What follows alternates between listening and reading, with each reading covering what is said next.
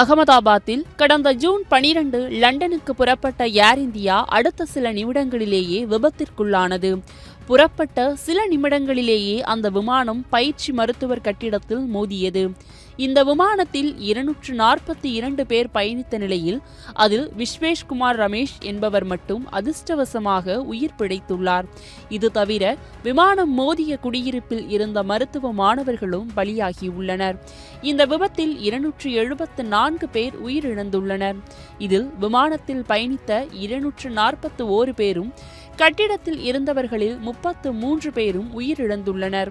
இந்த நிலையில் விசாரணை அறிக்கை வந்த பின் உரிய நடவடிக்கை எடுக்கப்படும் என மத்திய விமான போக்குவரத்து துறை அமைச்சர் ராம்மோகன் நாயுடு தெரிவித்துள்ளார். இதுகுறித்து செய்தியாளர்களிடம் பேசிய அவர், அகமதாபாத் விமான விபத்து ஒட்டுமொத்த தேசத்தையும் அதிர வைத்துள்ளது. விமான விபத்தில் பாதிக்கப்பட்டவர்களின் கதைகள் இதயத்தை நொறுக்குகின்றன. உயிரிழந்த பயணிகளின் குடும்பத்தினரும் அனைத்து வகை உதவியும் செய்யப்படும். விசாரணையை தொடங்குவதற்கு அதிகாரிகள் உடனடியாக களத்திற்கு சென்றனர். விசாரணைக்காக உள்துறை செயலர் தலைமையில் மற்றொரு உயர்மட்ட குழு அமைக்கப்பட்டுள்ளது. இந்த குழுவின் துறை நிபுணர்கள் சேர்க்கப்பட்டுள்ளனர். தடயவியல் மற்றும் மருத்துவ நிபுணர்கள் விசாரணையில் பங்கேற்றுள்ளனர். மேலும் விமான போக்குவரத்து துறை செயலர், உள்துறை கூடுதல் செயலர், குஜராத் பிரதிநிதி ஆகியோர் இடம்பெற்றுள்ளனர்.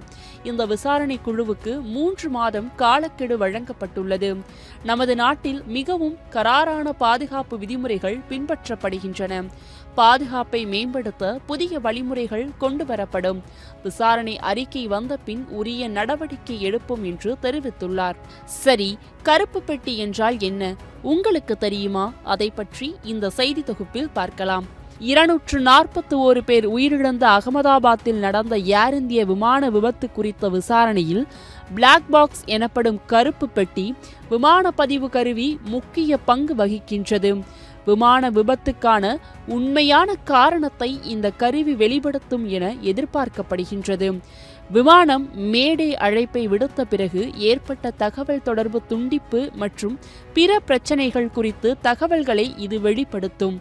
கருப்பு பெட்டி என்பது விமான பயணத்தின் போது விமானம் தொடர்பான அனைத்து தகவல்களையும் பதிவு செய்யும் ஒரு சிறிய கருவியாகும். இது 1950களில் முற்பகுதியில் ஆஸ்திரேலிய விஞ்ஞானி டேவிட் ரொனால்ட் டேமே வாரன் என்பவரால் கண்டுபிடிக்கப்பட்டது. இது பொதுவாக ஆரஞ்சு நிறத்தில் இருக்கும். வெடிப்புகள், தீ, நீர் அழுத்தம் மற்றும் அதிவேக விபத்துக்களை தாங்கும் வகையில் வடிவமைக்கப்பட்டுள்ளது. மேலும் தண்ணீரில் 20 ஆண்டுகள் அழியாமல் இருக்கும் வகையில் வடிவமைக்கப்பட்டிருக்கின்றது. கருப்பு பெட்டிகளில் என்ன இருக்கும் என்று தெரியுமா? ஒரு கருப்பு பெட்டியில் முக்கியமாக 2 பதிவு கருவிகள் உள்ளன. காக்பிட் குரல் பதிவு கருவி. இது விமானிகளின் குரல்கள், காக்பிட் ஒலிகள் மற்றும் வானொலி தகவல் தொடர்புகளை பதிவு செய்கின்றது. விமான தரவு பதிவு கருவி, அதாவது ஃப்ளைட் டேட்டா ரெக்கார்டர். இது உயரம், வேகம், விமான பாதை, ஆட்டோ பைலட் நிலை போன்ற 80க்கும் மேற்பட்ட பல்வேறு வகையான தகவல்களை பதிவு செய்கின்றது.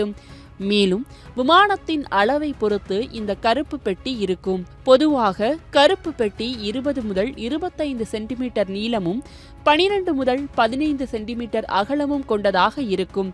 இது சுமார் 10 கிலோ வரை கொண்டதாக இருக்கும். விபத்துக்களை எவ்வாறு தாங்குகின்றது என்று தெரியுமா?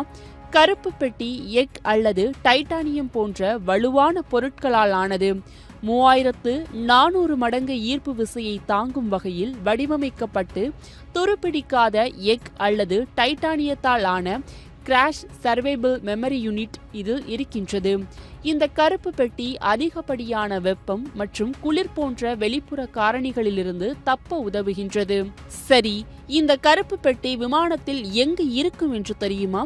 அதாவது விமானத்தில் விபத்தின் தாக்கம் பொதுவாக குறைவாக இருக்கும் பகுதி விமானத்தின் வால்பகுதியாகும். எனவே விமானத்தின் வால்பகுதியில் கடைசியில் இந்த கருவி வைக்கப்பட்டிருக்கின்றன. விசாரணைக்கு எப்படி உதவுகின்றது என்று தெரியுமா?